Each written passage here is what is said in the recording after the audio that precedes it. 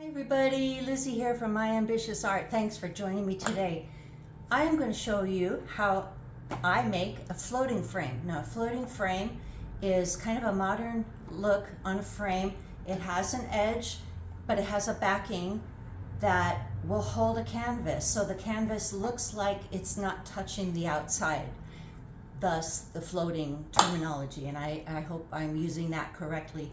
I have a piece of 1/8 inch particle board. It's been finished on both sides, so I kind of sanded it down. I'm going to paint it with a contrasting color to complement the picture that I'm going to show you.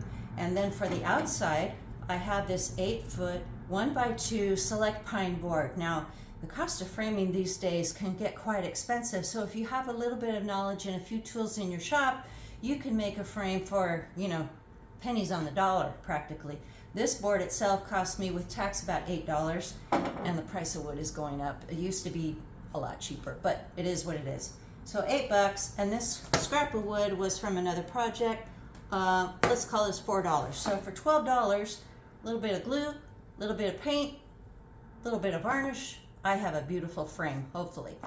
So what I'm going to do is show you this lovely canvas that my husband painted. Now, he's never painted before, so this is one of his first works, and he's pretty darn proud of it. So I really want to make this frame a really nice addition to hang it on the wall so he can look at it and be proud of himself. So that being said, I'm going to take this teal color, and that will be my backing color. And then I'm going to show you how I rip down this board, and it's going to have a little channel to receive the backing, and then I'll miter cut it, put it together, put the backing on, and voila. So that being said, let's get to work. Okay, first thing I'm going to do is rip out a channel on this board. Now, it being 1x2, it doesn't mean 1 inch by 2 inch, but it means 3/4 by about 1.5.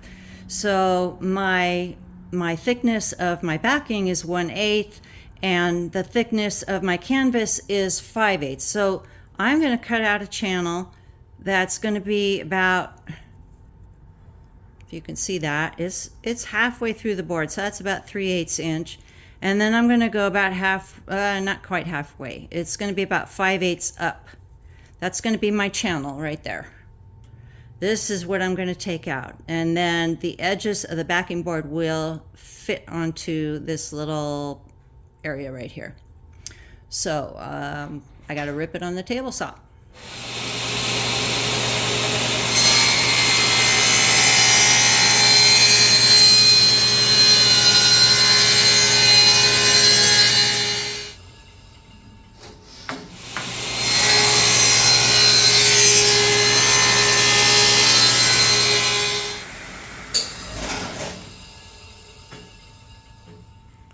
So now that I have my channel cut out, the next thing to do is to miter cut each individual side with a 45-degree angle, and I have to make sure that my measurements are accurate. So the painting itself measures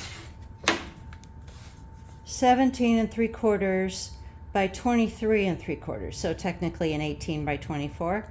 I'm going to make the inside dimension 19 by 25, nice rounded numbers, no fractions or anything. So I want to make sure that my inner diagonal cuts are going to be 19 and 25. That would make the outside a little bit more. So we're going to start with one end and then cut them all according to size. Hold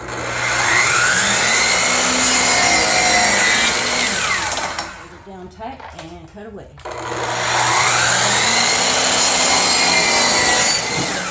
Right now, we'll take a measurement of this, and it's approximately 26 inches by 20 inches. I'm going to take it a little bit smaller just to make sure that it fits.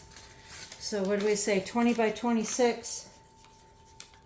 I'm going to make it 19 7/8 by 25 7/8. That way I just have a little play and I won't have to keep cutting it down if it's too tight. So that's what I'm going to do right now.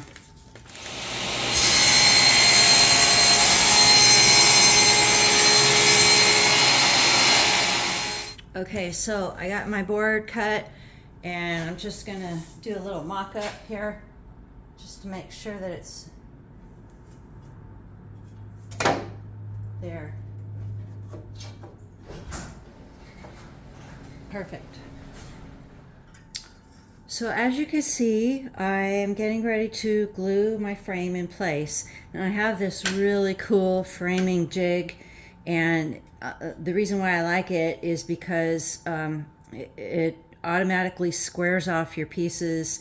If your band clamps aren't big enough to wrap around the whole thing, this is perfect. It's adjustable. These little corners move with the size of your frame, so you can make it smaller or larger, and this just happens to fit perfectly. So after I get it set in place, I'm just going to take my my L square here and just make sure that it's squared on opposite edges, which it is.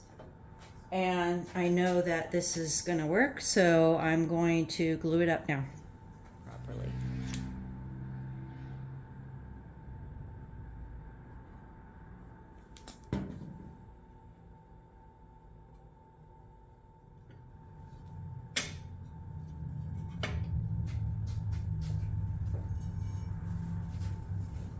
So after all the edges are glued, the way this jig works is there's a butterfly nut right here, and it squeezes these two pieces together so it clamps together tightly.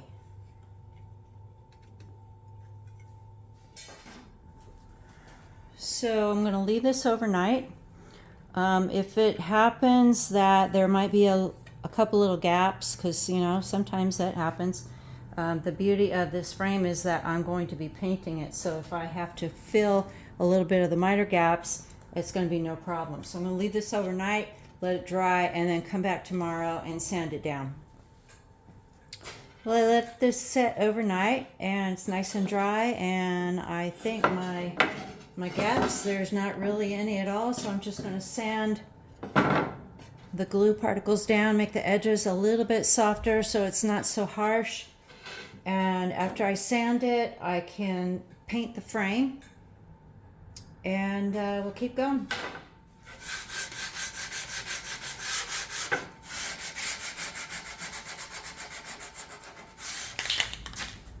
Gonna start out with a primer, and then I'll be finishing it with a metallic color.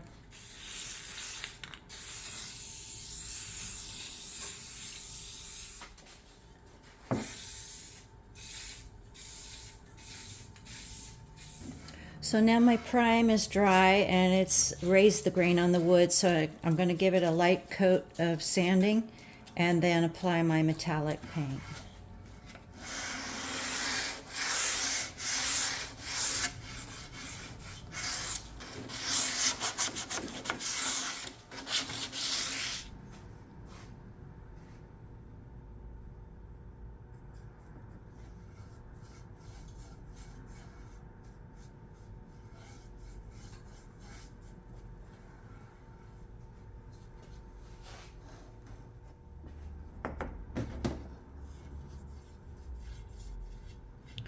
And now I'm going to be painting this black board. Now, the only part that's going to show is like 1/2 inch around the edge, so I'm not going to paint the whole board, but I'll give it a couple inches around the border and make sure it's nice and covered well.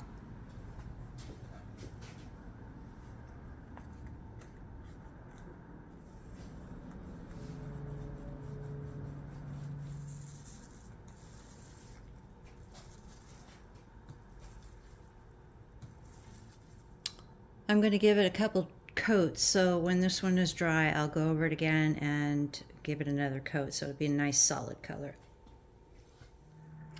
Okay, so now I have a couple coats of paint on this metal frame, which I think Looks pretty cool.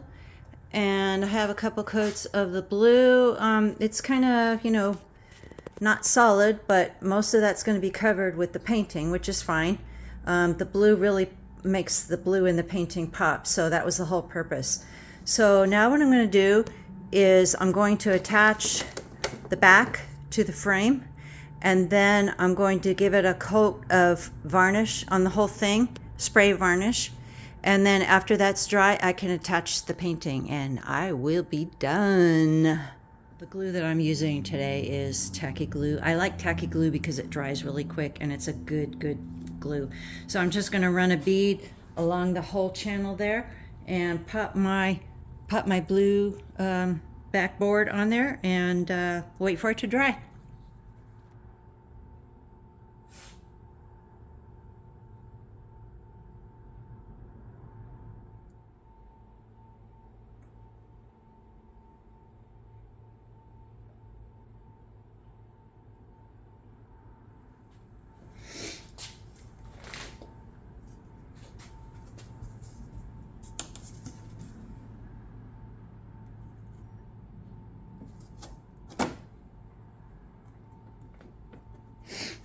Just gonna weight it down with a couple little weights so it'll make sure that it has a good bond.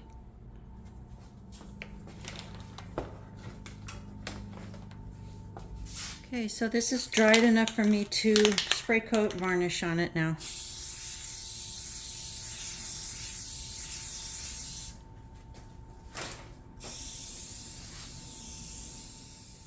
So now that the paint has dried, I'm going to attach the picture.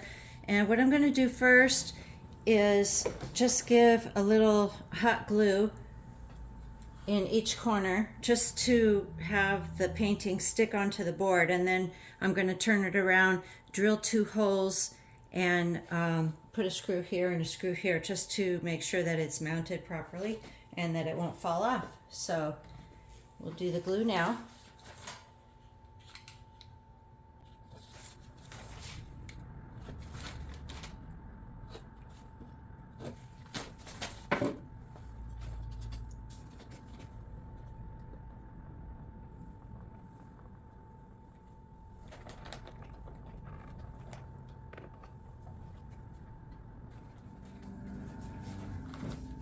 So I marked my little hole place right here, and I'm just going to drill a little bit of hole.